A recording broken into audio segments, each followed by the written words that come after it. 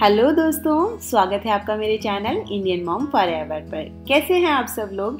I hope आप सभी बहुत अच्छे होंगे और डेली के जो काम हैं वो इस वीडियो में आप देखने वाले हैं। और ये वीडियो मैंने कुछ अंतराल पर शूट किया है, तो हो सकता है आपको बीच में टाइम गैप दिखाई दे, तो आप उसको माइंड मत कीजिएगा। और सबसे पहले यहाँ पर हम कपड़े फोल्ड कर रहे हैं, जो कि बहुत सारे कपड़े फोल्ड करने के लिए रखे हुए थे और रात को बहुत लेट हो गया था, तो वक्त नहीं था, तो मैंने ऐसे ही रख दिए थे। और पतिदेव सुबह सुबह ही जल्दी ऑफिस के लिए निकल जाते हैं, तो किचन का जो भी काम होता है वो सुबह सुबह ही मेरा हो जाता है, जैसे ब्रेकफास्ट बनाना और लंच तैयार करना। तो यहाँ पर आज इस वीडियो में आप देखेंगे कुछ क्लीनिंग और ऑर्गेनाइजेशन से रिलेटेड काम, और साथ ही साथ मैं अपने बारे में भी इस वीडियो में बात करने वाली हूँ। और बहुत बहुत धन्यवाद आप सब लोगों का मेरे पिछले वीडियोस जो कि डेली रूटीन और house hold like my routine life पर जो बेस्ड थे, तो उनको बहुत अच्छा रिस्पॉन्स देने के लिए थैंक यू सो मच। आप सबकी होस्ट यानी कि मेरा नाम है अदिति और मैं शुरुआत से शुरू करती हूँ। मेरा जन्म राजस्थान के जयपुर ज़िले के एक गांव में हुआ। गांव का नाम है जटवाड़ा, और वहीं पर मेरे जीवन के जो शुरुआती कुछ साल हैं मैंने वहीं बिताए। और वहाँ मेरे ग्रैंड पेरेंट्स के साथ में मैंने बहुत कुछ चीज़ें सीखी, अनुभव की, और उनके साथ में बहुत ही मेरे लिए वह एक गोल्डन ईरा था और वह गोल्डन टाइम मैंने उनके साथ में बिताया। फिर जब स्कूल में एडमिशन की बात आई तो काफ़ी लेट एडमिशन मैंने लिया था, और स्कूल एडमिशन के टाइम पर मैं अपने माता पिता के साथ में रहने जयपुर आ गई, जयपुर शहर में। और क्योंकि पिताजी की पोस्टिंग जयपुर में थी, तो वहाँ पर स्कूल वगैरह मेरा वहाँ शुरू हुआ। और ननिहाल मेरा जयपुर शहर रहा, तो आना जाना वैसे लगा रहता था और सब कुछ पास पास ही था। तो हमेशा जब जयपुर आई तो ये ताक में रहती थी कि कब दादा दादी से मिलना होगा और कब वापस उनसे मिलेंगे या गांव जाना होगा।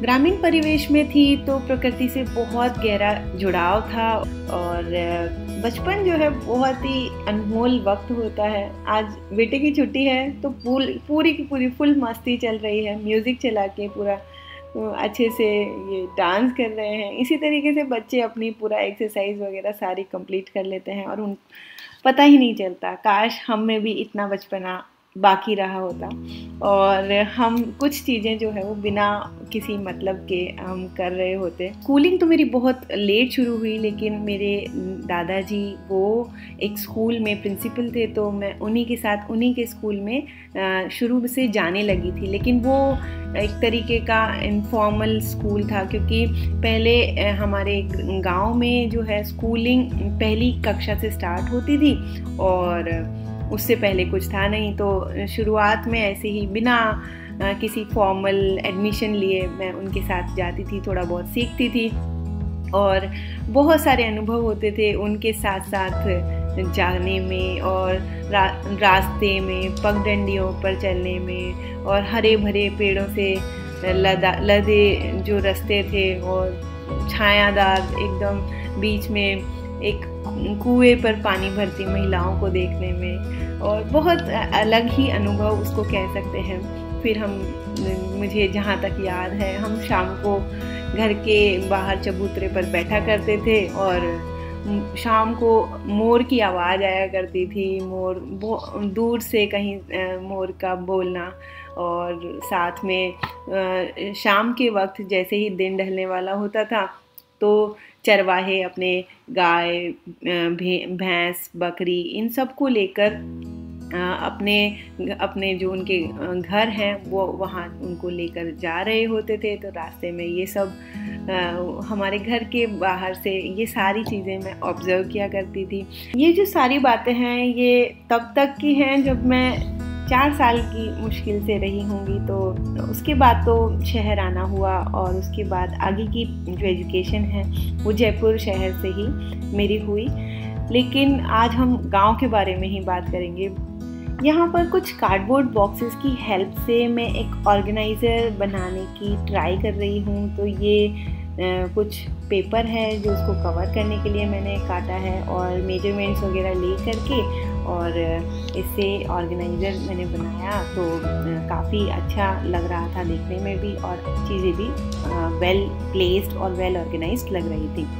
तो फिर से लौटते हैं अपनी बचपन की कहानी में। तो गांव का जो हमारा घर था, अगर मैं उसकी बात करूं तो बहुत ही बेसिक सा घर था। और गांव में जो घर होते हैं उनमें किचन जो है वो मेन जो कमरे होते हैं, या हम कह लें लिविंग एरिया या बेडरूम्स होते हैं, उनसे काफ़ी दूरी पर होता है। और एक जो कॉर्नर था घर का, वहाँ गाय भैंस बकरी इन सब का जो उनको बांधने की एक जगह थी। और काफ़ी पसंद करते थे मेरे दादाजी पशुपालन और खेती से जुड़े कार्य भी। तो इसी के चलते हमारे घर में बहुत सारे जो हैं पशु और बहुत सारे पालतू जानवर भी हमने रखे हुए थे, जिनमें 2 गाय भैंसे और बकरियां काफ़ी सारी थी, और एक खरगोश और एक कुत्ता ये सारे जो जानवर थे। तो काफ़ी अच्छे से मैं इनको ऑब्ज़र्व किया करती थी। और शाम को चरवाहा जब हमारे पशुओं को लेकर हमारे घर उनको छोड़ने आता, तो उसके बाद में उनको रात को सोने से पहले हम जौ जो होते हैं, साबुत जौ, वो उनको खिलाया करते थे और उनका प्रॉपर्ली ध्यान रखना। अब मैं बात करूं हमारे घर के अंदर लगे पेड़ पौधों के बारे में, तो वो भी मुझे काफ़ी याद है, जीवन के एक डरावनी याद है उसके साथ में। तो घर में क्या था कि बहुत सारे पौधे थे। वैसे तो एक कपास का पौधा था। कपास के पौधे में रुई निकल करके आती थी, और वो कॉटन से मुझे बड़ा डर लगता था कि ये क्या चीज़ है। तो जो मेरे चाचा थे, जो मेरे घर परिवार के और सदस्य थे, तो वो मुझे उस कपास को लेकर डराया करते थे। तो सोचकर बड़ी हंसी आती है कि मैं उस कपास के पेड़ से इतना डरा करती थी कि उस पर भूत रहा करते हैं, या उसमें पता नहीं क्या है ये चीज़। तो बड़ी अजीब लगती थी देखने में। अब तो खैर सब कुछ जान गए हैं। और घर में एक करौंदे का बेल था, तो उसमें बहुत सारे खट्टे खट्टे करौंदे आया करते थे। तो वो सब चीज़ें थी। और ईंधन के लिए जो है गांव में लकड़ी और जो चूल्हे पर कंडे, इनका उपयोग किया जाता था। तो ये इनके स्टोरेज के लिए एक जगह बनी हुई थी। एक विशेष कमरा था जिसमें किचन से जुड़े हुए एपरेटस रखे थे। आजकल की जो मिक्सी है उसके जगह पर हमारे घर में एक बहुत बड़ी चाकी रखी थी, चाकी या चक्की जिसे कहते हैं। तो वो काम आती थी गेहूं का आटा पीसने के। और वैसे तो गेहूं का आटा हम ट्राई करते थे उसी में पीसने का। और अगर कहीं पर कभी बहुत ज़्यादा मेहमान आ जाते या कुछ हो जाता, तो बाज़ार में गांव में एकमात्र जो चक्की थी, इलेक्ट्रिक चक्की जिसे कह सकते हैं, तो वहाँ पर गेहूं पिसवाने के लिए भेजा जाता था। लेकिन वो प्रोसेस बड़ा ही हेक्टिक लगता था, तो घर पर ही पीसना सुविधाजनक लगता था। तो इसी वजह से घर पर ही रोज़मर्रा की जो आटा वगैरह बनाने का काम है वो उस चक्की में कर लेते थे। तो गांव में हमारे उस कमरे में जहाँ पर किचन के एपरेटस वगैरह रखे थे, उसमें काफ़ी सारी चीज़ें थी, जिसमें पीतल और कांसे के बर्तन हुआ करते थे। एक कमरा हमने डेकोरेट कर रखा था जिसमें मेहमान अगर कोई आता था तो वही रुका करते थे। और उस कमरे को बहुत सुंदर सा एक बैठक हम उसे कहते थे, तो बैठक में मेहमानों के लिए वो कमरा था। और रसोई हमारी जो है 2 भागों में विभाजित थी। एक भाग में जो है चूल्हा, ओपन रसोई जिसको कह सकते हैं, मिट्टी का चूल्हा रखा होता था। और एक और भाग था जिसमें जितने भी हमारे रसोई के जो सामान हैं, जो आटा, दाल, तेल, चावल जो भी होता है, वो सब कुछ अंदर एक रूम बना करके उसके अंदर रखते थे। और वहाँ पर कुछ ऐसा इंतज़ाम भी रखते थे जिससे कि अगर बारिश आ जाए या कोई ऐसी अर्जेंसी आ जाए तो हम खाना बनाने के लिए उसमें, पहले तो मम्मी कहती थी कि उसमें स्टोव हुआ करता था जो कि केरोसिन से चलता था, और फिर बाद में जब गैस आई तो हमारे घर में भी आई और उसके बाद में गैस कनेक्शन आया, लेकिन फिर भी चूल्हे पर ही सब कुछ बनाना प्रेफर किया करते थे। और ये जो एरिया है रसोई का, ये पूरे घर के एरिया से ग्राउंड लेवल में थोड़ा ऊंचा उठा हुआ था, तो ये बात थी।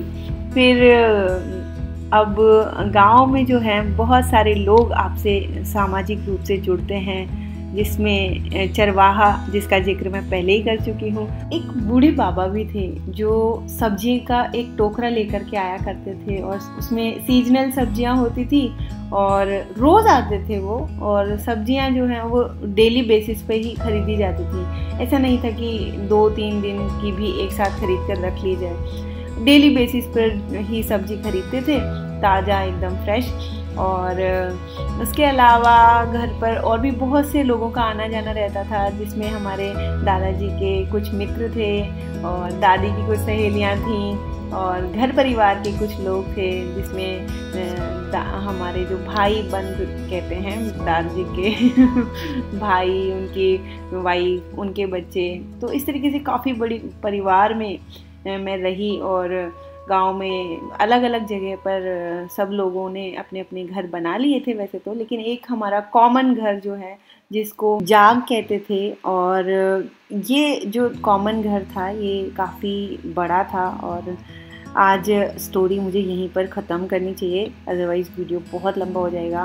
कैसी लगी आज की ये वीडियो आपको ज़रूर बताइएगा, चैनल को कर लीजिएगा सब्सक्राइब। फिर मिलूँगी और भी बहुत सारे अमेजिंग वीडियोस के साथ में, और अपनी राय ज़रूर मुझे बताइएगा। वीडियो को अंत तक देखने के लिए बहुत बहुत धन्यवाद। बाय बाय, फिर मिलेंगे।